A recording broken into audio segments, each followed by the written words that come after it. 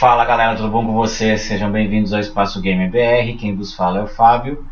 E hoje eu trago para vocês mais um vídeo de Until Dawn. Eu estou devendo para você os extras que eu prometi na análise, então eu trago hoje todos os extras para vocês. Então vamos lá, cada vídeo aqui.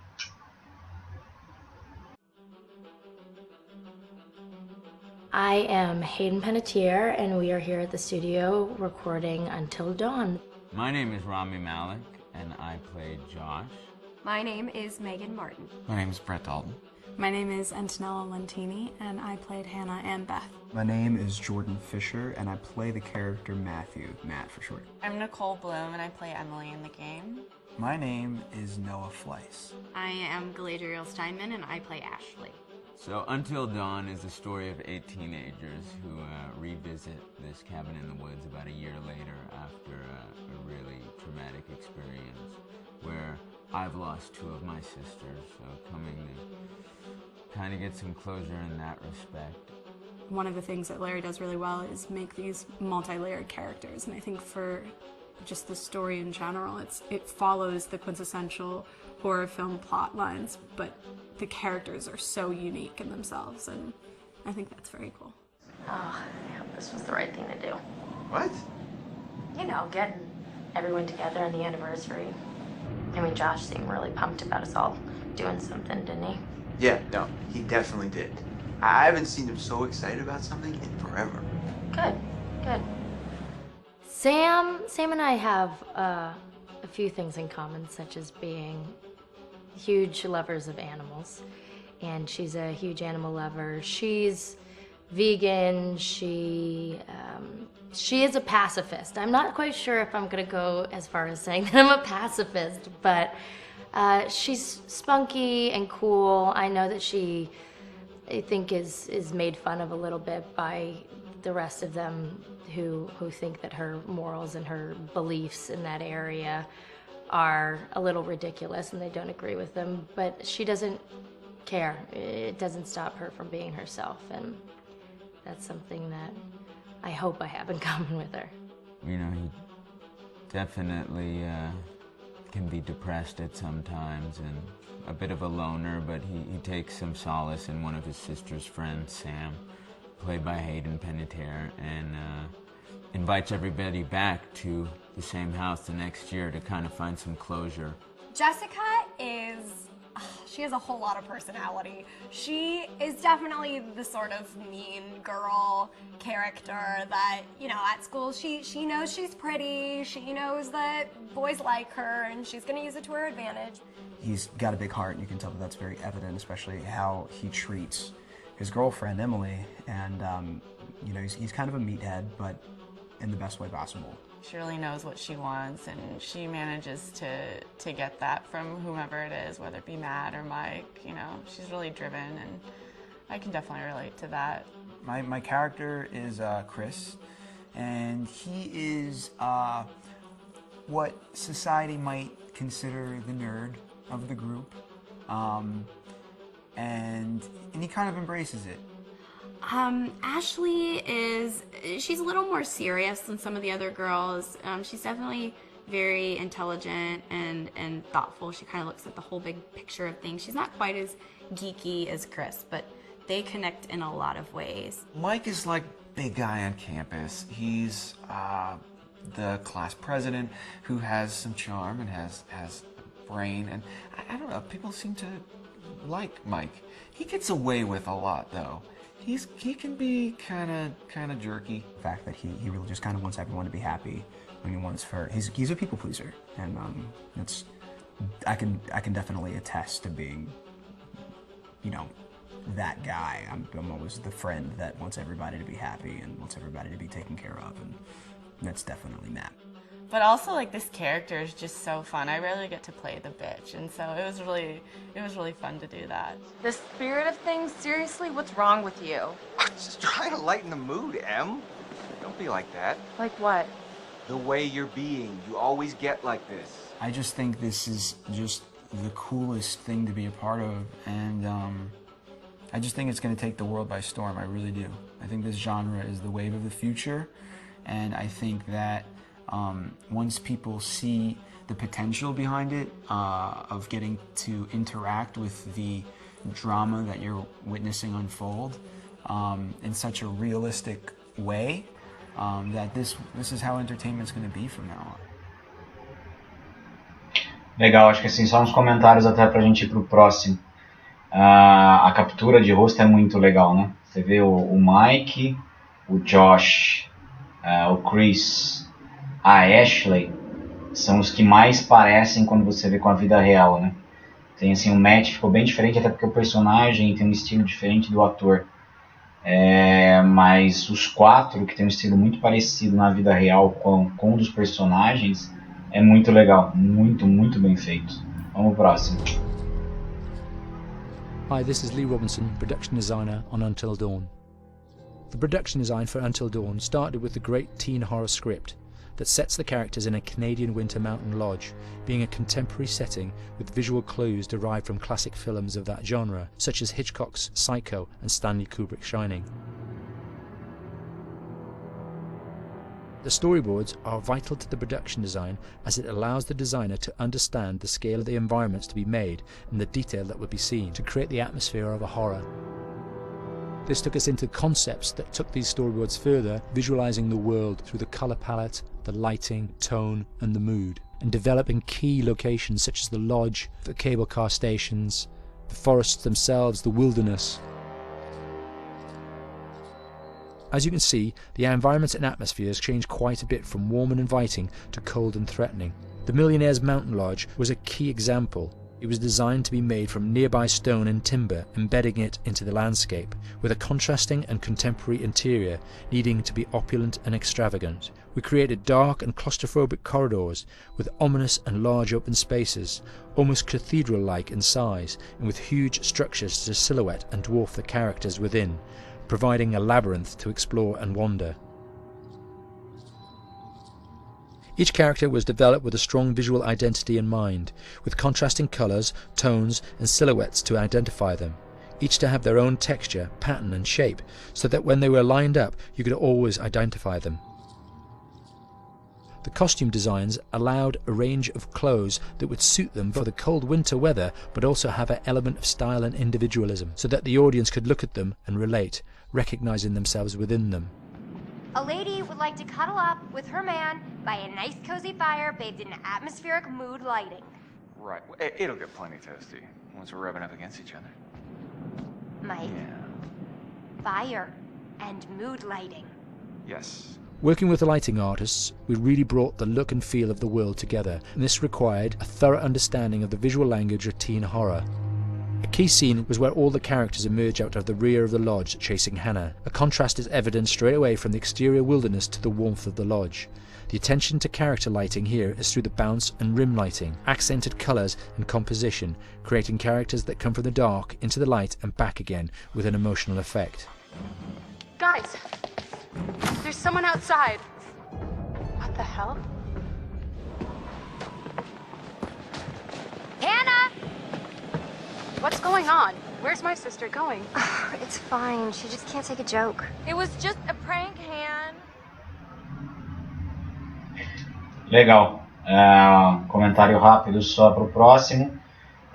O cuidado que eles tiveram, né, de destacar cada personagem com uma cor, para você identificar de uma maneira fácil, identificar também um pouco da personalidade dele.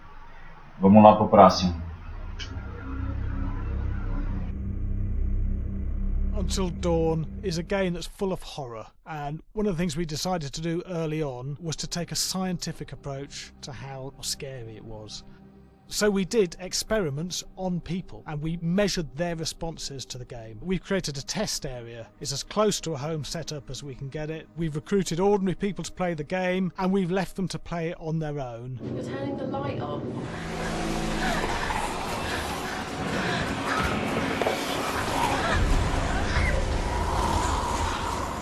The only difference is it's rigged with cameras and microphones that relay the data through to the next room where people are watching them play. bracelet here we use for biometric testing. It measures the player's emotional response. It's called a galvanic response sensor. It makes contact with the user's skin and it measures the electrical conductivity across their skin. It's the same principle as an old-fashioned lie detector. When you're stressed, you sweat a little, very sensitive, and picks up tiny changes if the player is feeling anxious or scared. That data's fed back to a testing team, comes through as a graph. I'm so sorry.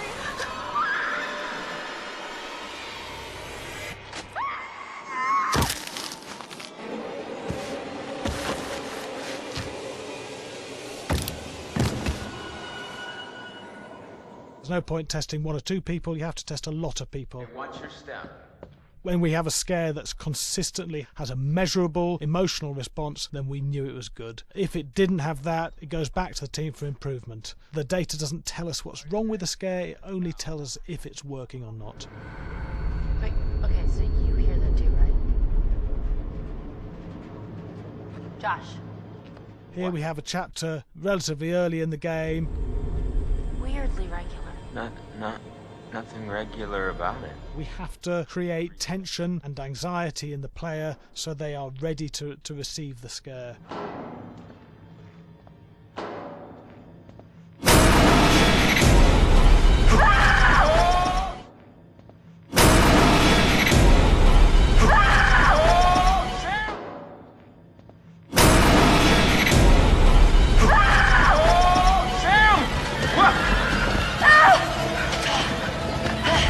Give the player time to recover, to cool down, to calm down, and then start building the tension again before we do the next scare.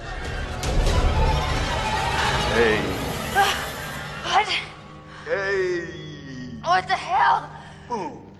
You just got mugged.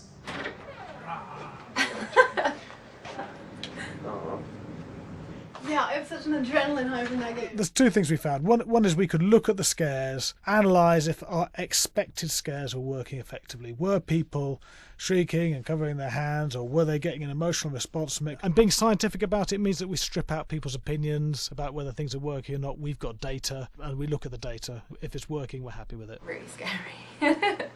Bit scared and wanting to get away. I actually be maybe a bit scared to play on my own, but in a room with the lights on, yeah, with some other people as well, yeah, maybe. But because I'm a scaredy cat, I would play with someone in the room. And the lights on. It was one of the scariest games I've played in a long while. Eu acho que é por isso que o jogo fez e faz tanto sucesso e ele ficou muito bom, né? Porque assim, o cuidado que os caras tiveram em testar e ver se realmente o medo e a tensão estava sendo trazida ao jogo é muito legal. Ficou muito 10 isso. Vamos pro próximo. Hi, Larry. Hey, Graham. Hi, my name is Graham Resnick. I'm a filmmaker, writer, director, sound designer, and I started working with Larry Fessenden about 10-15 years ago through my friend Ty West, who I grew up with, and have done a lot of sound design with on his films. And he was producing Ty's films at the time, and Ty introduced me to Larry. Larry produced my first feature, and we've written together on several projects. My name is Larry Fessenden. I'm a filmmaker. I run Glass Eye Pix, which is an independent production company out of New York. We make indie movies, a lot of scary movies as well. And I got a call to audition to write this video game. And I called my pal Graham Resnick because Graham is a gamer. And while I thought I could offer something to the idea of writing this multi-branching story, I knew that I would want Graham's expertise as a lover of gameplay, since I guess games were started. So and just as a lover. And as a lover, yes. Just why there's so many sex jokes in the game. There was one Italian website that did say the Larry Fessenden and right. Graham Resnick, the two lovers behind Until Dawn. Come here. Maybe I know how to handle you too. I am definitely ready to be handled. So I wanted Graham by my side. Yeah, and we got the gig, and it's been an amazing ride. Oh, hell Oh my god. She's taking her shirt off. What? Oh my god. Matt, what are you doing here? Hannah. I'm sorry, Hannah. This all got Don't out of mind. hand, So in the game, the basic setup is that a year prior to the game's start, all these kids had gone up to a ski lodge that was owned by the parents of one of the kids, or a couple of the kids, and some of the teenagers played a prank on some of the other teenagers, and the terrible tragedy occurred when a few of them, two sisters, ran out into a blizzard, and were never seen from again.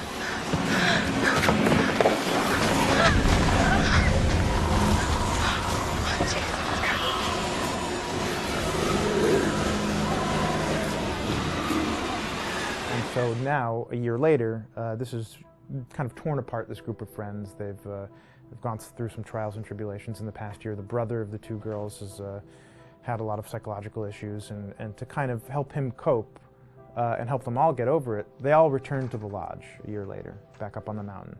And the idea is to get over it, but... the healing does not begin.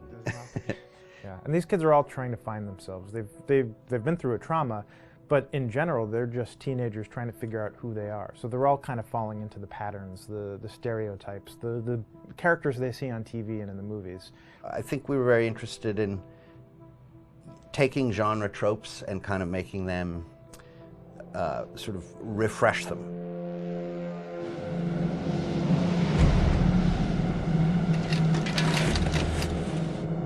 Hey, did you see that? Dad said it'd just be us this weekend. We're familiar with how slasher movies work. Most people have seen some horror movies, and we have established notions and preconceptions about the roles of the players in horror movies and how they talk and how they get killed and how they have sex. And to bring you into the game that way and then subvert a lot of those expectations was kind of our goal. They're haunted by some incident that happened in their past, which I think you pretty much figure out that that's going to have a role in their interaction. Yeah, so I think what was fun was we take some sort of stock characters and we try to give them some shape, but at least at the beginning they're recognizable in the way of groups of friends. There's, you know, the jock and the bitchy girl and the rivalries between everyone. And oh my gosh, and really fun characters too. Like we just had so much fun living in the minds of these characters through writing the script. What do you think? Jesus! You know, it was fun. I think we were looking to get that kind of banter that you see both in movies, but also that you absolutely have with friends, and sort of those inside jokes.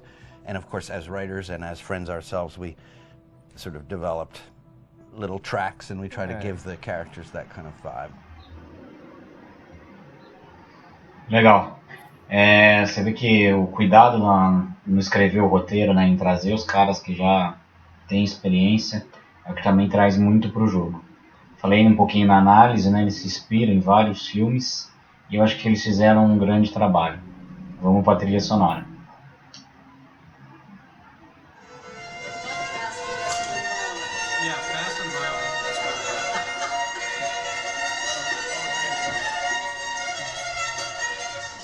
All right, from the top.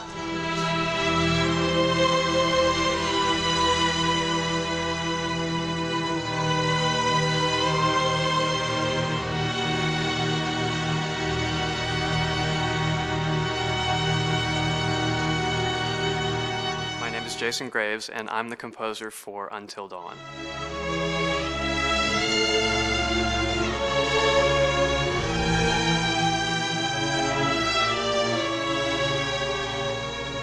I've been involved with Until Dawn for about a year now. Originally, I was contacted by Barney Pratt, the audio director. I think that had something to do with my lineage of horror games, and hopefully not the fact that my last name is Graves, although a lot of people seem to associate my name with scary music.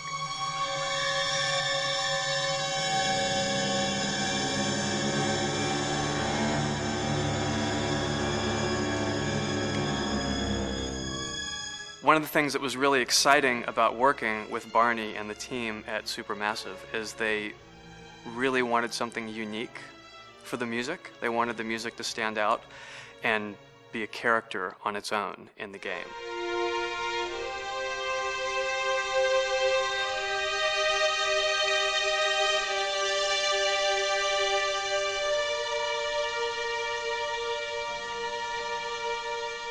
When I'm first starting on a new score, and it doesn't matter if it's film, television, or games, I always end up going to the main theme. Sometimes the developer or producer isn't even necessarily interested in the main theme at the beginning. I just want to do it for myself, because for me the main theme is the identity of the game.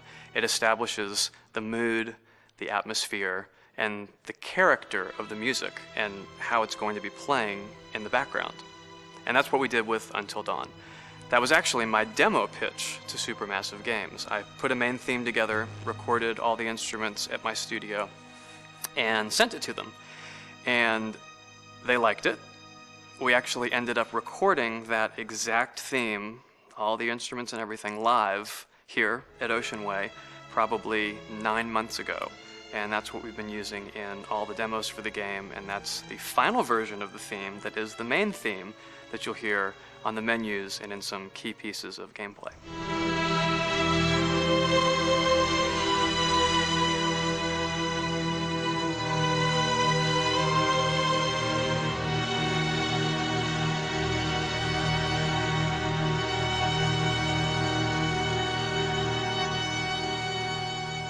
I seem to have made a name for myself in horror.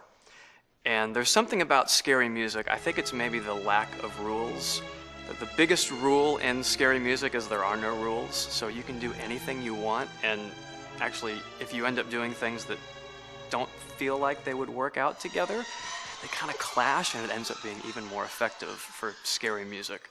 So that's what really drew me to Until Dawn, was the textures, plus writing thematic material that is interwoven with the scary textures. I haven't really done anything like that before. Usually it was just all tension all the time, and that's fun and it's great.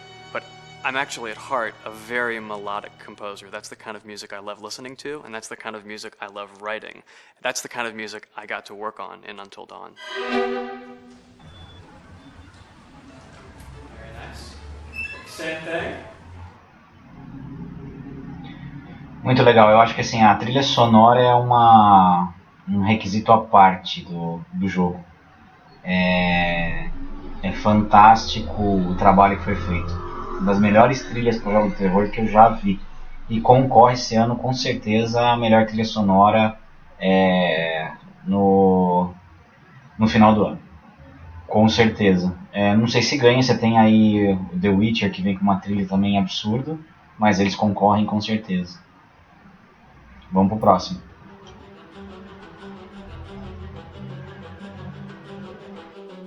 My name is Will Biles, Executive Creative Director of Until Dawn. The first part of getting a believable facial performance in-game is to capture, topographically, the actor's range of emotional expressions as separate versions of the same head. Every tiny nuance gets digitized and merged, effectively creating a model that can recreate every facial movement that the actor makes. Once the topography has been recorded, the actor's performance itself can be captured by using a predetermined set of marker points, drawn precisely on the face, and a high-def helmet cam, wirelessly linked to capture devices. The camera is the small box where it looks like the microphone should be. Outro Sam. Mark. It records in high def the movement of the dots throughout the performance that will drive the expressions captured earlier.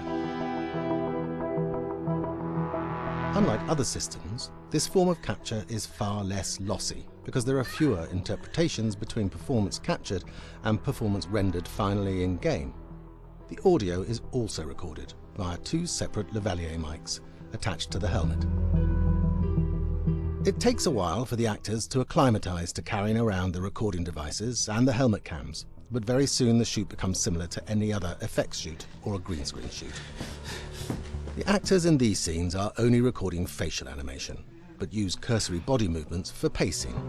Wait, and maybe we should all stick together and find everybody and make sure that we're all okay, so... 1-1, the year before the prank. Take 2, Mark. Other than the other actors, they have to use their imagination for everything and everywhere that they are supposed to be seeing and feeling. Idiot! So dumb! From a hot midday studio in Los Angeles to a freezing midnight mountain in British Columbia.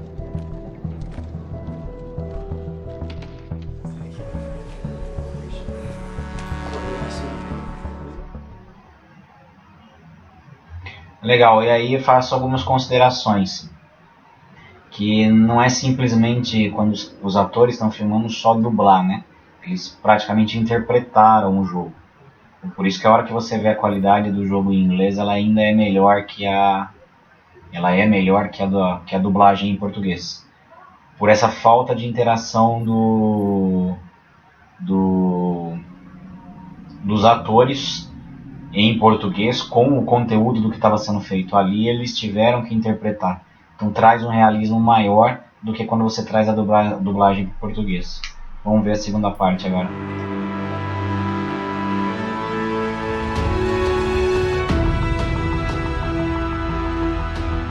Because Until Dawn has a dynamic, ever-changing story, the facial performances and the body performances are recorded separately, with different systems.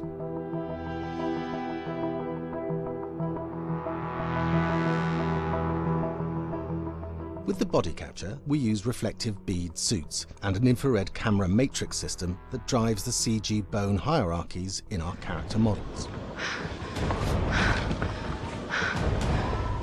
These performances cover everything from character locomotion, scene-specific performances and stunt work, most of which was recorded at studios in Pinewood and Shepperton, near London. Hannah! Hello? Combining all the elements seamlessly in the final game becomes a formidable editing and logistical task. Every variation, both physical and emotional, must be combined in these multi-edits. Scaffolding props have to stand in for the sets, because the hundreds of infrared cameras have to be able to see all of the reflective beads on the actor.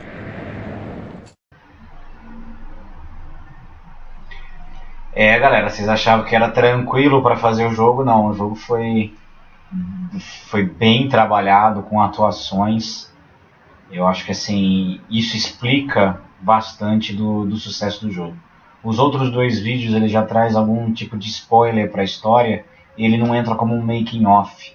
Ele mais explica a história que tem por trás de tudo que acontece, e esses eu não vou trazer para não trazer spoiler, ok? Bom, era isso que eu queria trazer para vocês. Eu estava devendo esse vídeo, espero que vocês gostaram. Se vocês gostaram, curtem aí o vídeo, por favor. Compartilhe com os amigos para ajudar a divulgar o canal. Ajuda muito, muito, muito, eu agradeço. E deixe seus comentários. O que vocês acharam? Se vocês pensavam que era assim mesmo que se produzia, que era tão complexo quanto mostrado aqui a produção do jogo. Eu acredito que vocês pensavam que fosse um pouquinho mais simples. Bom, era isso por hoje. Um grande abraço, tudo de bom. Fui!